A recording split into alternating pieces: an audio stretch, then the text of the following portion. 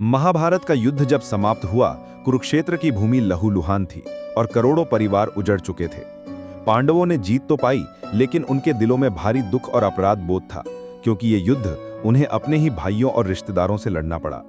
इसी बिंदु से भारत के इतिहास और आध्यात्मिक सफर की नई यात्रा शुरू हुई। महाभारत के बाद युधिष्ठिर ने राजसूय यज्ञ और अश्वमेध यज्ञ के माध्यम से अपना राज्य स्थापित किया, लेकिन उनके मन में युद्ध के पाप और विनाश का बोझ हमेशा रहा। अंततः उन्होंने सब कुछ त्याग कर हिमालय की ओर प्रस्थान किया और यहीं से भारतीय सभ्यता ने ये सीख ली कि सत्ता और विजय क्षणभंगुर है। सच्चा धर्म त्याग और तपस्या में है। महाभारत के बाद भारत में संतों, ऋषियों और दार्शनिकों का उदय हुआ, जिन्होंने युद्ध की विभीषिका से टूटी हुई जनता को आध्यात्मिक मार्ग दिखाया।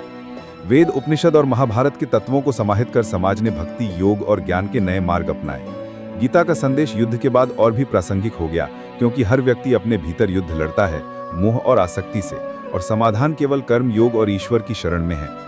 ऐतिहासिक दृष्टि से देखें तो महाभारत के बाद भारत छोटे छोटे राज्यों में बंटा, लेकिन आध्यात्मिक रूप से एक हुआ। हर क्षेत्र में कृष्ण, अर्जुन, द्रौपदी और भीष्म की कथाएं गाई जाने लगी और भारत के लोग खुद को उस महायुद्ध की संतान मानने लगे। धीरे धीरे ये गाथा पूरे एशिया में फैली। इंडोनेशिया, थाईलैंड, कंबोडिया से लेकर नेपाल और श्रीलंका तक महाभारत का प्रभाव पहुंचा और इसने भारत को सांस्कृतिक गुरु बना दिया। महाभारत के बाद भारतीय समाज में धर्मराज युधिष्ठिर का आदर्श, अर्जुन की वीरता, भीष्म का त्याग और कृष्ण का ज्ञान सामाजिक मूल्य बन गए। ये वही दौर था जब भक्ति आंदोलन की जड़ें पड़ी, जहां हर व्यक्ति ने भगवान से सीधा रिश्ता बनाना शुरू किया।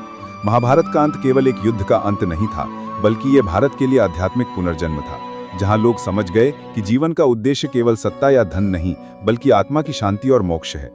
यही कारण है कि आने वाली पीढ़ियों ने महाभारत को केवल इतिहास नहीं माना, बल्कि एक दर्पण जो ये दिखाता है कि जब भी अधर्म बढ़ेगा, धर्म की रक्षा के लिए संघर्ष होगा।